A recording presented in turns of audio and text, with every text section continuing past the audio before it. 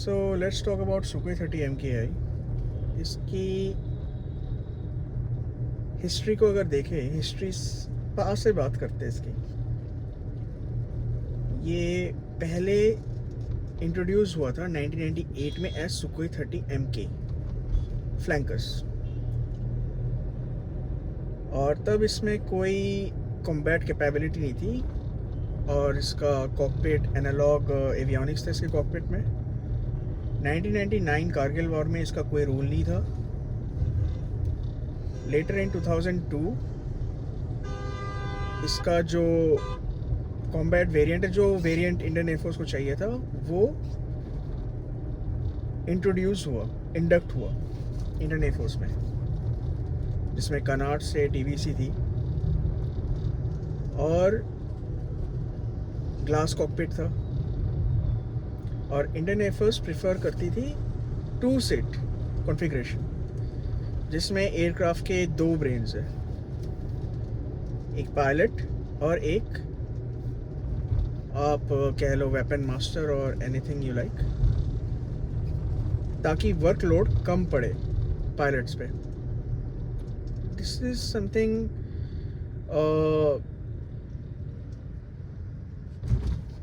क्या कहते हैं, काफ़ी आगे की सोच थी.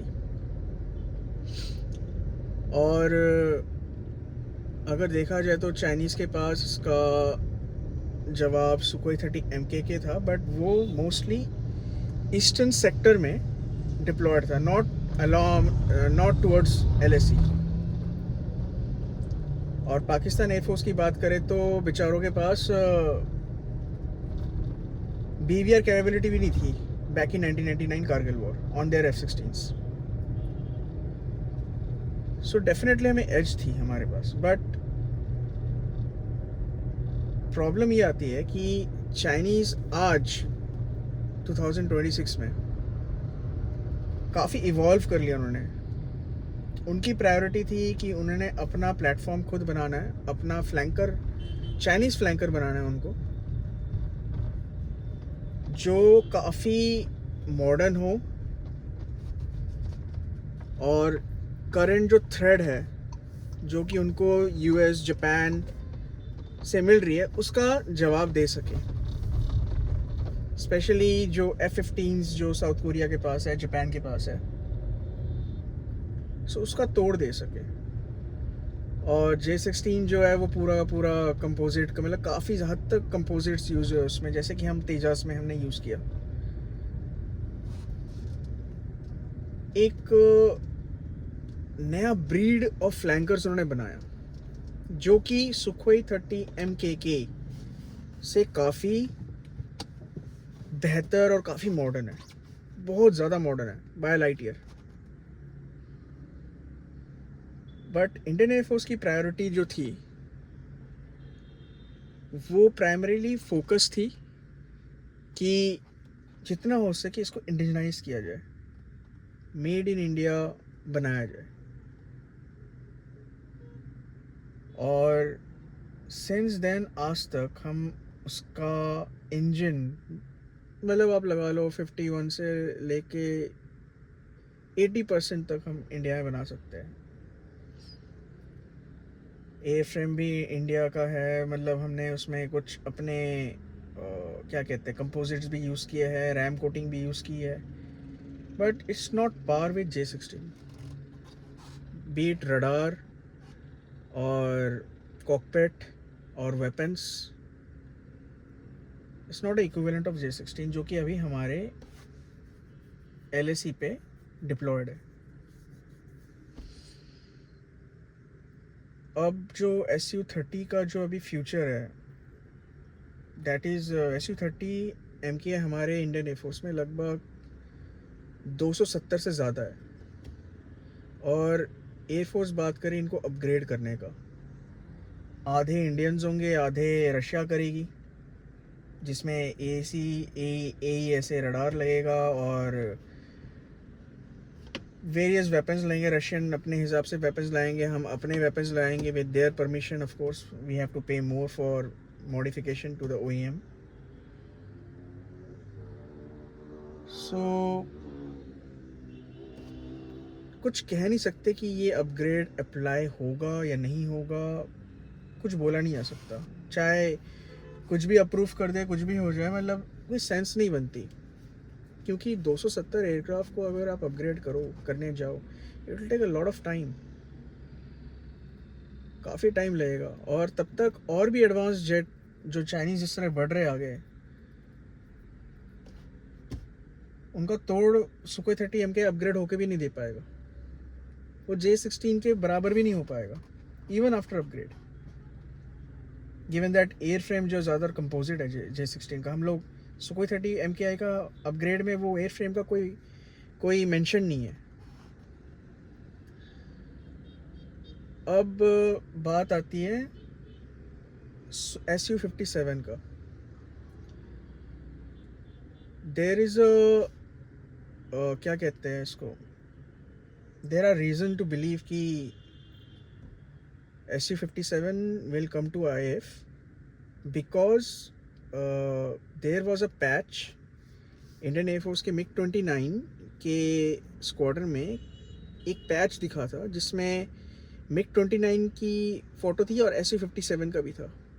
सो इट्स लाइकली कि Su-57 कंफर्म आ रहा है, एंड इट्स वेरी लाइकली कि MiG-29 और Su-30 MKI will be both replaced by Su-57 in slow manner. और Su-30 की जो स्टोरी है इंडियनाइजेशन की, वो वापस शायद रिपीट हो Su-57 के साथ। और अनफॉर्चुनेटली मैं ये चीज़ कह रहा हूँ कि रिग्रेटफुली कह रहा हूँ कि अगर ऐसा हुआ तो हमारी प्रॉब्लम ये है कि आफ्टर ऑल Su-57 वो रशियन प्रोडक्ट है, और इसको इंडियनाइजेशन करना, इसको अपग्रेड करना हम उस लेवल तक नहीं कर पाएंगे जैसे चाइनीज़ कर सकते अपने खुद के प्लेटफॉर्म के साथ। Will be again on back track. It is my opinion, of course it doesn't have to be true. So Su-30 MKI is very likely to be, इसका कोई फ्यूचर क्लाउडेड है in my opinion. Of course I can be wrong. अब अगर बात करें तेजास की, I am moving to Tejas because Tejas अगर नंबर में इंडक्ट हुए इंडियन एयरफोर्स में, वो हमारी कई सारी प्रॉब्लम सॉल्व कर सकती है। First of all squadron strength, जिसके लिए हम लोग काफ़ी जो शोर मच रहा है, स्क्वाड्रन स्ट्रेंथ की प्रॉब्लम सॉल्व हो सकती है बाय तेजास, क्योंकि वो इंडियन है और हम लोग उसको अपने हिसाब से मॉडिफिकेशन भी कर सकते हैं। We don't have to pay anyone और ask for anybody's permission. But HAL का जो चल रहा है, ब्यूरोक्रेसी जो हैल जो PSU है, चाहे वो कितने भी प्रोमिस कर ले, दे आर ओवरलोडेड, और उनकी जो प्रोडक्शन रेट है वो काफ़ी स्लो है। It's also due to the decisions that IF took. Let me explain this in depth कि क्यों मैं ऐसा बोल रहा हूँ, why I am also calling out Indian Air Force, not just HAL. अगर आप देखें तो Tejas Mark 1, it was the original design Mark 1, और उसके बाद Mark 2, उसके बाद ऑर्का था। ऑर्का तो हटा दो, आप Mark 2 को लो। So that was the plan. Mark 1A कहीं भी नहीं था। और अगर आज हम Mark 1A को देखें तो हम इंडियन एयरफोर्स की जो फिलॉसफी है वो देख सकते हैं कि it's focused on capability more than sustainability. आपने एक अच्छा इंडियन एयरक्राफ्ट लिया जिसका प्राइमरी पर्पस था, जिसका तेजास का, to make India independent of other country in terms of fighter production, air power. आप सारे के सारे जितने हो सकते कंपोनेंट्स इंडियन यूज़ करेंगे, इसको अपने हिसाब से जितना प्रोड्यूस कर सकते प्रोड्यूस कर पाएंगे। बट Mark 1A जो IF जिसके पीछे दौड़ रहा है, जिसने IF ने कहा हमें Mark 1A ही चाहिए, उसमें अगर हम देखें तो उसका रडार उसके वेपन सूट्स, कई सारी चीज़ें जो है they want it to be imported. मैं हाँ, अगर कोई कहे तो हाँ कि पहले से ही उसका इंजन जो था वो अमेरिकन इंजन लेना था, GE404IN। चलिए ठीक है, मैं मानता हूँ कि GE404IN हमें शुरू से ही हमने उसका प्लान कर रखा था, but as time goes by और हमने डिज़ाइन कर लिया, why not we focused on other variants of Tejas which can have different engine, जिसमें आप RD33 को भी ले लीजिए, चाहे कितना भी वो अनरिलायबल हो, बट हमारे पास ऑप्शन है। आप कावरी आपने रखा, कावेरी इंजन, कावरी पे आपको फंड्स देने थे, आपने कुछ नहीं किया वहाँ पे। आपको वो अब तक इंजन रेडी होके आ जाना चाहिए था, पर वो नहीं आया। फिर आपने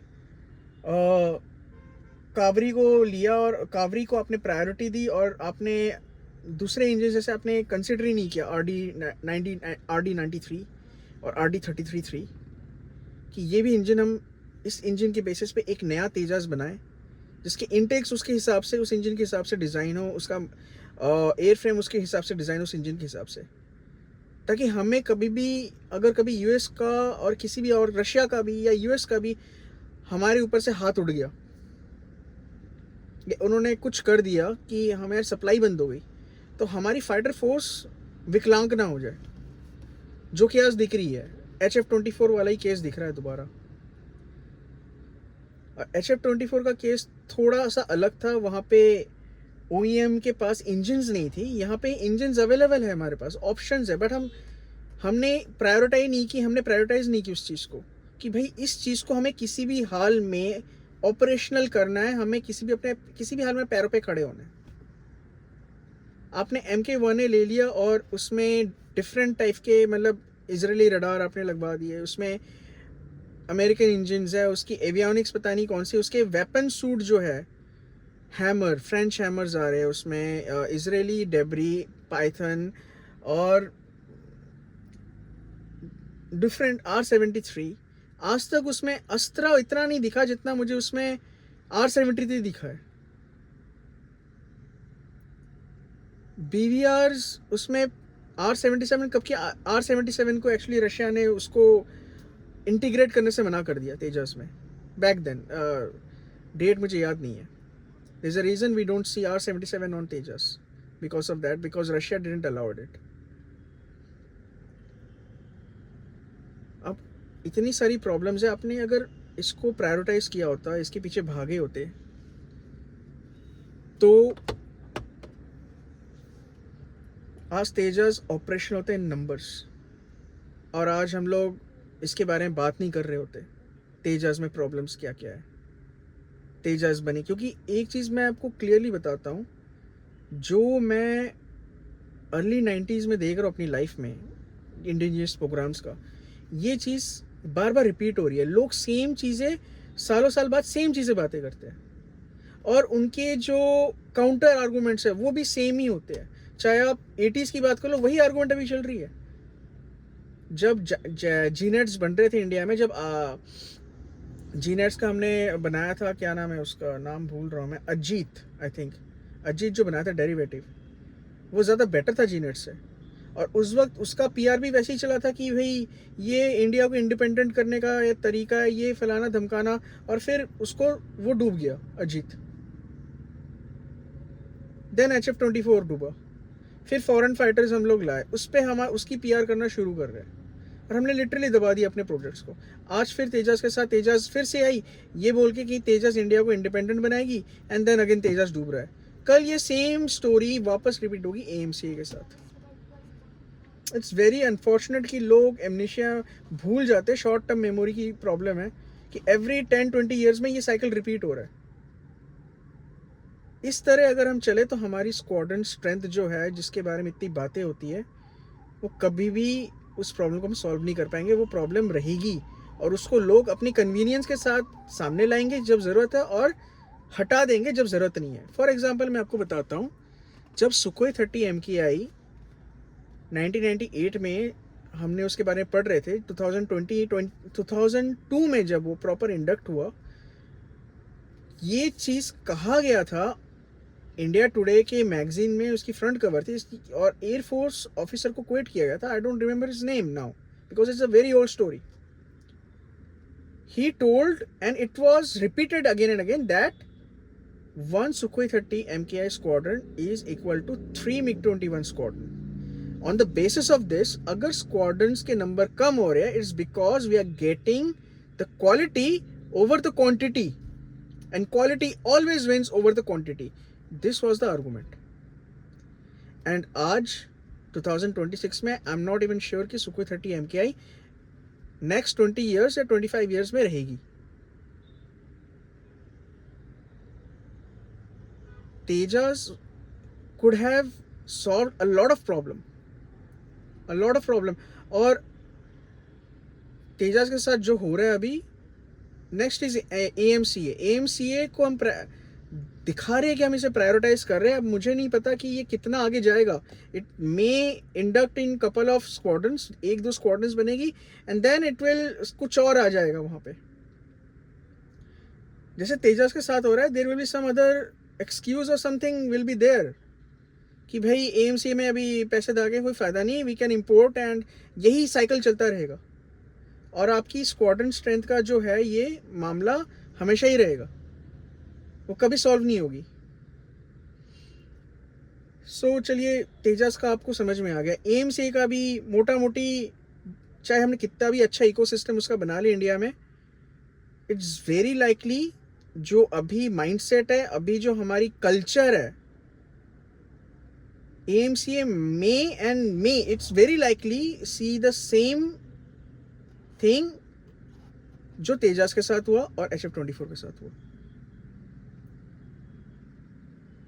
Future of IF is basically on Su-57, जो कि Su-30 MKI का पाथ लेगा, एंड इन फ्यूचर समवेयर वो वही होगा जो Su-30 के साथ आज हुआ.